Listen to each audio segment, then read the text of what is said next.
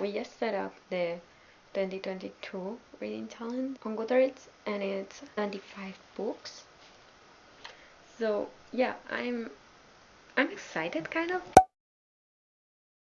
Welcome back to my channel. This video is going to be divided into two parts. Well, initially they were going to be more than two parts, but finally I decided that I will just talk about my January TBR and my reading goals for the year 2023 in this video, and then the rest of my goals and vision board making will be in the next video post. So I guess the videos are going to be a bit shorter, and therefore you are going to want to watch them more, or at least this way I will have more content to upload to this channel. As always, I have here my notebook. This year we have finally got a new reading journal, and this will be my journal for every single book I read in the year 2023, or till I finish this, which is not really long, so I think I will finish it quite fast. But I hope I can put every single read of 2023 in this journal, and that way have everything in here and know where to look at when I want to know about a certain book. I haven't actually started journaling. I just have the January TBR spread here and the first book I started reading here. Okay, I'm going to sit a bit more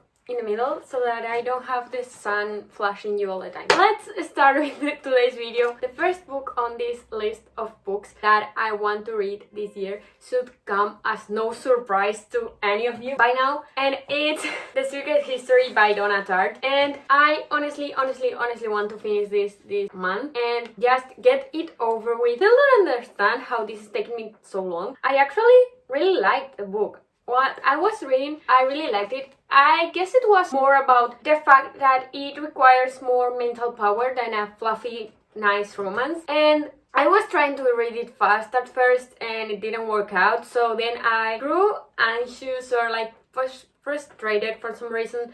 And then I started exams and I just entirely gave up on this book. But this month I will have 3 exams and I will not have class till February if I pass all my exams, because they are my finals and all that. So if I pass every single one of my finals, I can devote the rest of the month to finish this piece of reading. Then the next one is actually from the previous month. I never got to it last month and I still want to read it, so I will try, I guess. The book I'm talking about is Crave by Tracy Wolf, or in Spanish, Anhelo. And I bought this book right when it came out, and I bought it in Spanish because I obviously used to read in Spanish since it's my second language, and I never started reading this, and then I switched the language I read in. So right now everything or nearly everything I read is in English, but at the time I only used to read in Spanish. So when this book came out, it was a no-brainer and I completely bought it in Spanish, and then I switched the language. So yeah, I really want to read this book because I'm obsessed with vampires, kind of. If you have seen my bookshelf tour, you know that I have my vampire corner where I have all my novels about vampires, and I never got to read Twilight when I was a teenager. So yeah, I want to read this before I turn 20, at least. The next book in this list is here for the sole reason that every single person I watch on YouTube, I think, has put this book in their favorite books of the year 2022, and I want to know what all this hype is about, because at the time when everyone was raving about this book and everyone was reading it, I kind of got the contrary to FOMO. So the same thing I got with ACOTAR, I still haven't read ACOTAR to this day. This book is better than the movies by Lynn Painter, and I hope it will be a fluffy, cute romance, and this way it can balance out the mental power I will need to read The Secret History and to read in Spanish. I don't know if that's like the best idea, but that's how my brain works, that's how I am picturing it, so that's what we are going with. The next book in this list is also a fluffy, cute romance, and the truth is that most of the things I read are romances, but I kind of want to read good romances because I feel like last year I self-sabotaged in some way when deciding to read trashy romances that were yeah. So the next read is Icebreaker, and it's also on this list 100% because every person I know that has read this has put it in their 2022 favorite list. So if it's that good, or if it's at least good to be in someone's list, I guess I will like it in some way, and therefore I can say that my ratings for the next year will be up if I read good books, because I really want my average rating to be more than a 3.1, which was this year. Shameless King by Maya Hughes is the next book on this list, and I put it here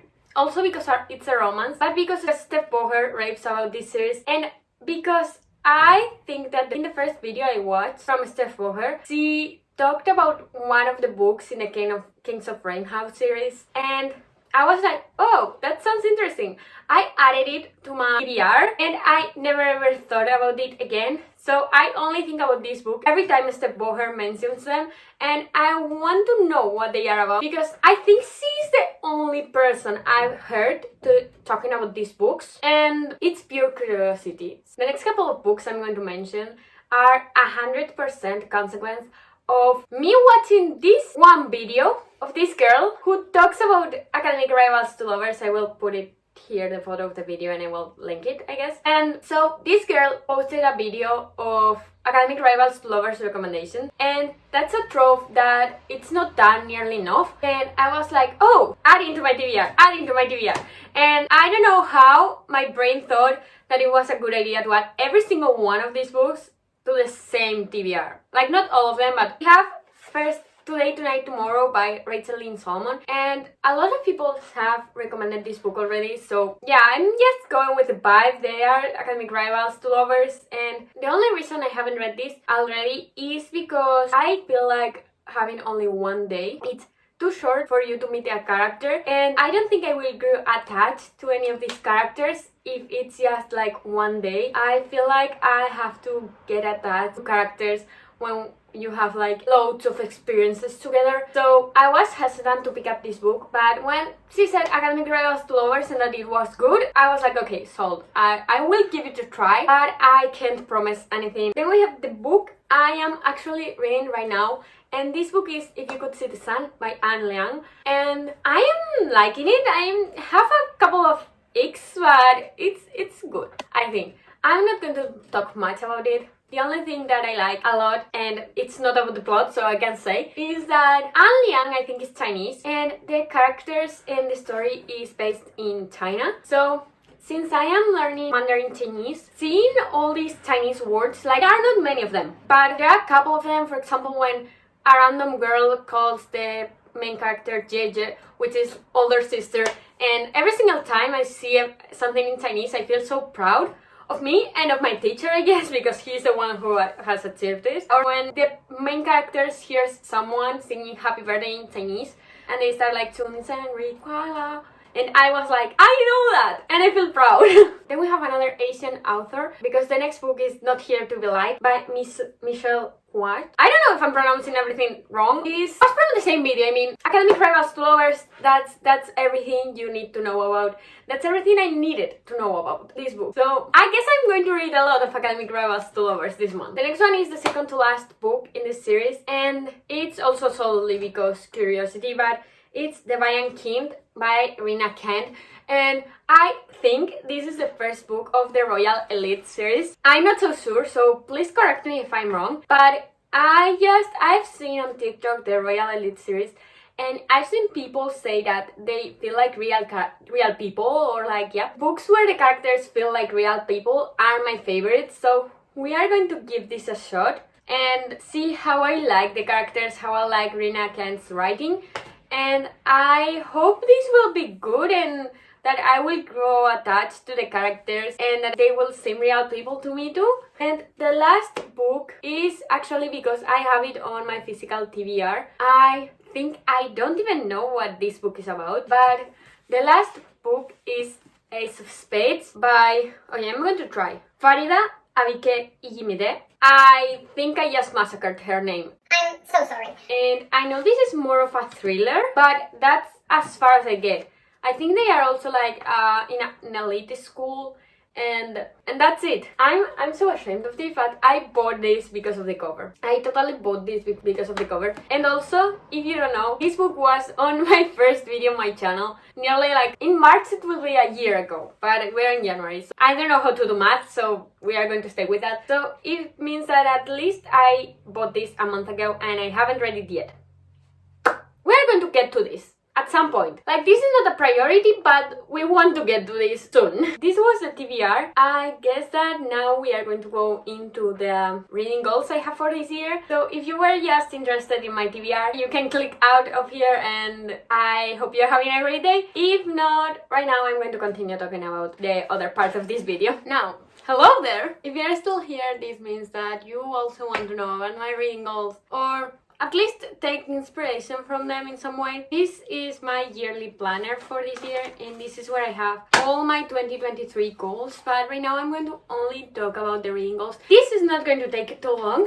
So I have just 5 goals related to reading. If you want to know about the rest of my goals for this year, you will have to go watch the other video, but right now I'm going to talk about the 5 goals I have for reading this year. And the first one is reading 75 books, which I guess you have already seen. This is not like such a big number if you think about it, but we have to remember that I am a full-time student, I work, and I go to the gym. So like, reading is not the only thing I do, and it's not by far my only hobby, because I do have loads and loads and lots of hobbies. The first one is reading 75 books, which is going to take me a while to complete. And also I think that I will count novellas this year, because last year I think I only counted one of the novellas I read. And I think that maybe last year I would have read 75 books if I counted every single book I read, but I didn't count every single book. So this year I hope I will count every single book and get to the 75 books I want to read easily. Then we have finished writing a book, and ideally this would be my book, El Cuento de los Tres Príncipes, which I've been writing on Wattpad since I was 16, and I was on the depths of my eating disorder. Trigger warning for eating disorders if you want to read my book. That book I think only has like 5 or like between 5 and 10 chapters left, and I have planned every single chapter. I've had planned the ending for that book since I was 16, and I really want to get it over with so that I can focus on writing other things, and also like to give an ending to those characters, because they deserve to have closure in some way. And also for every single girl who's still reading, like not only girls, but most of my audience were girls. I have readers that are still going and reading my book, so I really want to finish this so that they can know the end of the story, because I know my end of the story, but they don't. Another goal of mine for the next year is reading 5 books in Spanish. This shouldn't be very, very difficult, given that Spanish is my second language and English is my third. So I should be more fluent in Spanish, and I am when talking. But since I started reading so much in English, it started to get harder and harder to focus on reading in Spanish.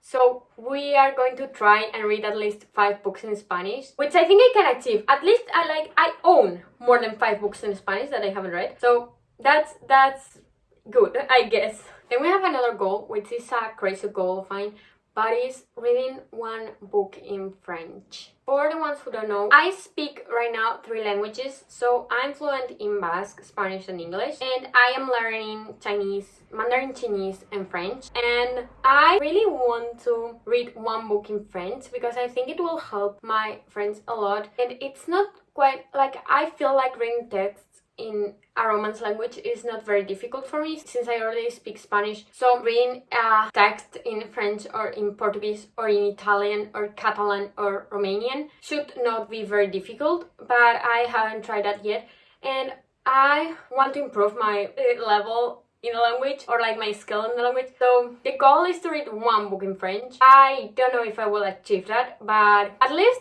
like I'm not asking myself to read like Twilight in French. I want to read a short story book, or like Dork's Diaries books, or something like that, or Diary of a Wimpy Kid, which I already read in Spanish when I was little. So the last one of my goals is the stupidest goal I have, but I guess it's the goal that will make happy most of my friends, and it's reading ACOTAR finally, because as I said before, I usually get the contrary of FOMO when something is very, very, very popular. I know that if it's that popular, it's going to be good, but in some way, I still don't want to read it when it gets so popular, and I don't know if that's the part of my brain that used to read Wattpad saying, how are you going to be unique and different if you read popular books? But I guess it's time to do this. Everyone and their mother has read this, so I think we are going to get into ACOTAR this year. So this is the real end of this video. If you made it this far,